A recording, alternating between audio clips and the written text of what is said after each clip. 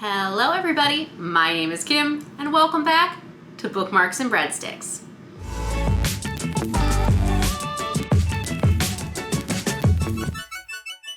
Welcome back to Bookmarks and Breadsticks, where you can see I have new glasses and they're totally messing with the autofocus of my camera.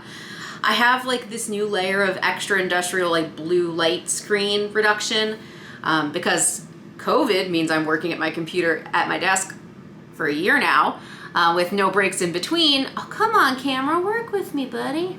Or maybe I am, no, I wasn't a C. C, told ya. Annie, do you see what I mean? I'm not crazy, right? Is this, oh, maybe that fixed it.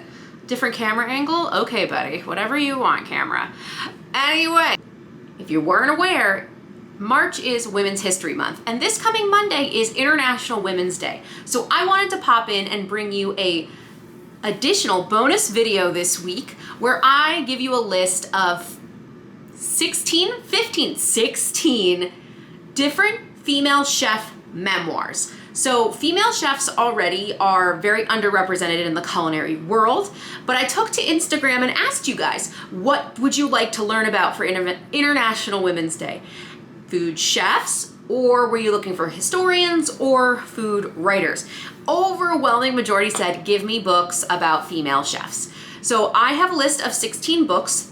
I'll go through the first 10. These are books I own, have read, or am currently reading. And then there are 6 more that are on my never-ending list of books that I want to read, but I'm trying to deplete my current TBR. So let's go ahead and get started. Okay, this first list are books I own, I've read, or are currently reading, and I've tried to take the extra step to make sure I'm giving you diverse voices. So I'm gonna go through the list, pictures are gonna pop up here, and I will have a playlist or wish list, a list in the description below where you can find all of these books on bookshop.org. Bookshop.org is an independent online forum meant to be an alternative to Amazon. 10% of any of the purchases you make to bookshop.org goes into support independent bookstores throughout the United States. It is an affiliate link, so I will get a small commission. I'm totally transparent about that. What I really care about though is that you stop buying books from Amazon and the corporate beast and help support your small indie bookstores. Now that that tirade is over, now that that's done and said, now that that's said and done, let me actually, for real this time, talk to you about the books. First up, Killing It by Camis Davis. This is a story of Camis's life after being laid off as a food writer from the West Coast. She opens her first credit card, gets on a plane, and heads to France to learn to become a butcher. She later goes on to open the Good Meat Project and the Meat Collectives, which I actually take butchery classes through the Chicago Meat Collective here locally, and it's a really cool story, and female butchers are very rare, and it's a really riveting tale. Third, there are too many Julia Child books to list, but you should read a book about Julia Child. She is one of the American food voices who made French food approachable to the average American housewife. At the time it was marketed to American housewives, but in general, everyone can cook. I welcome everyone in that kitchen. So take a look at Julia Child. You should know the name, Julie and Julia the movie, played by the wonderful Meryl Streep. There are so many though. I'll link a couple in my playlist. Next up is Black, White, and the Gray by John O. Morisano and Mashama Bailey. Mashama Bailey is a female black chef, and I mean, John's her partner, and it's dual voices for this memoir. I'm buddy reading this with Amanda over at the Curly Reader next month, and I'm very excited. The Gray is a restaurant that is now stationed in a former Greyhound bus station that at one point still holds the signs from when blacks were segregated and the areas were separated, blacks and whites. So I'm very, very excited to read this book and learn about how these two partners came together and transformed that space. Next up is My Soul Looks Back by Dr. Jessica Harris. I have talked about Dr. Harris on my channel quite a few times. I've read 2 of her books now. She has numerous cookbooks that focus on African-American food trade routes and African-American diaspora when it comes to cooking.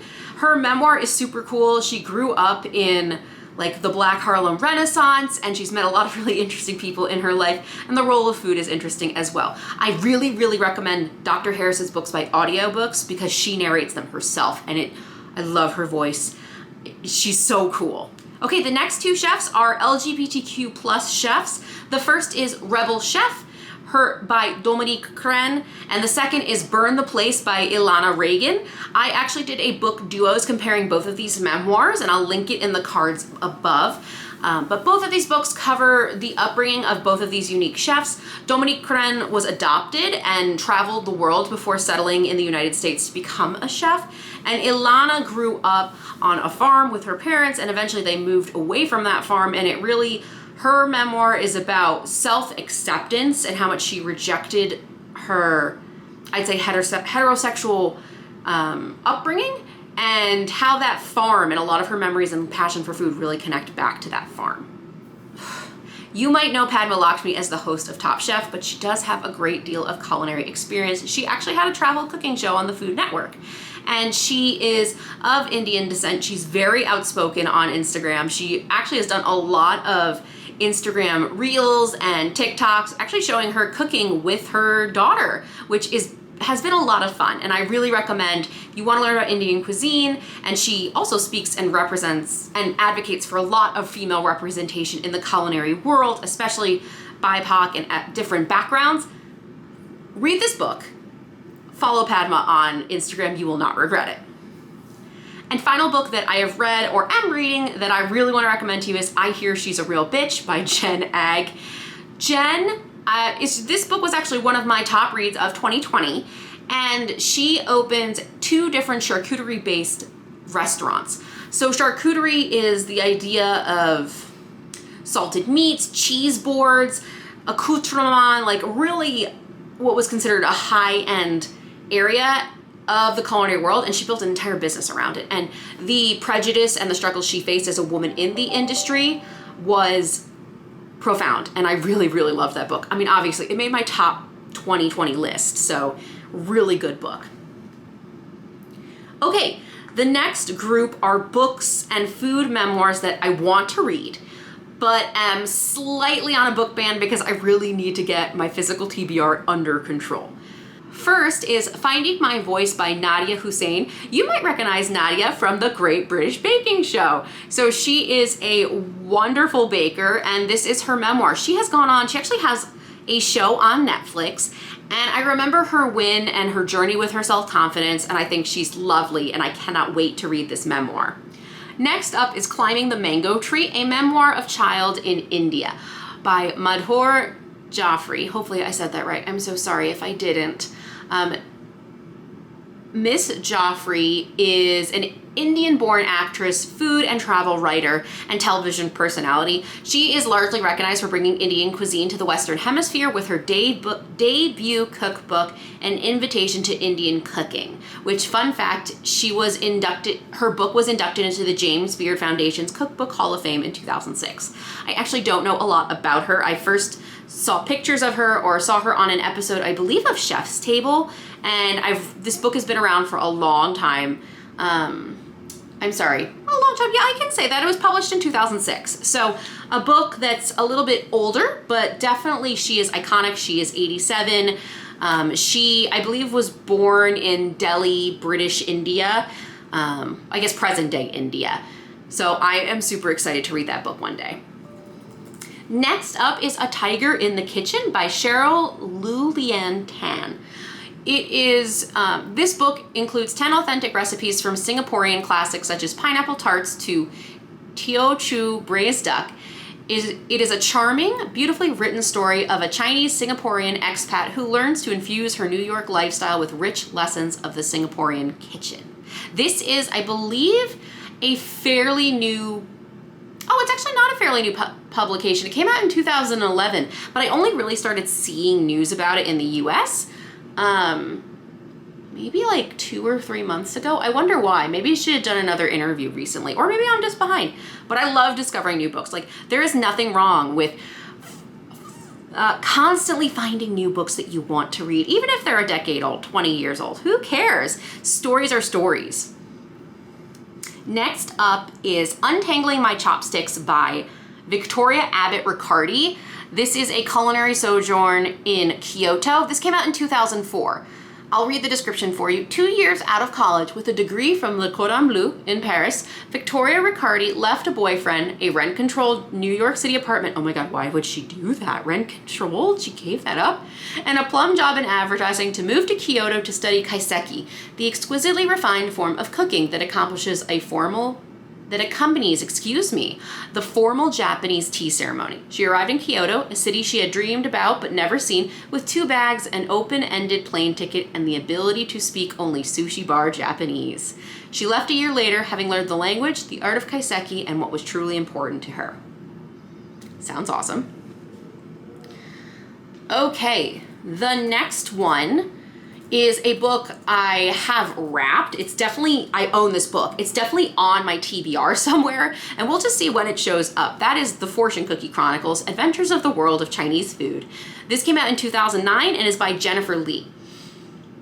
If you think McDonald's is the most ubiquitous restaurant experience in America, consider that there are more Chinese restaurants in America than McDonald's, Burger King, and Wendy's combined.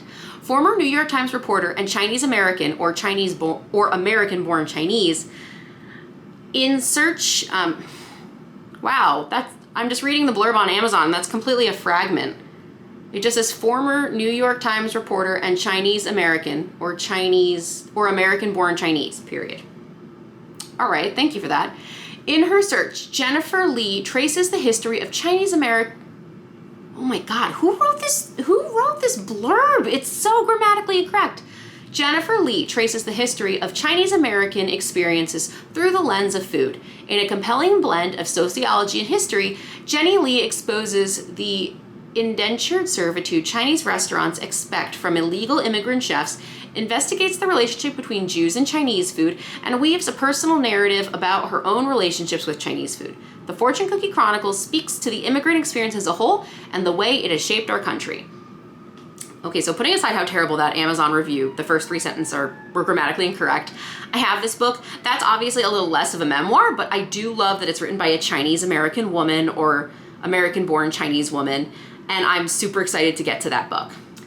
The final book on this list is a book that actually comes out March 21st, and it is Mango and Peppercorns, a memoir of food, an unlikely family, and the American dream. This is a memoir of resilience, friendship, family, and the food from the acclaimed chef behind the award-winning Hai Vong Vietnamese restaurant in Miami. Through powerful narrative, archival imagery, and 20 Vietnamese recipes that mirror their story, Mango and Peppercorn is a unique contribution to culinary literature. In 1975, after narrowly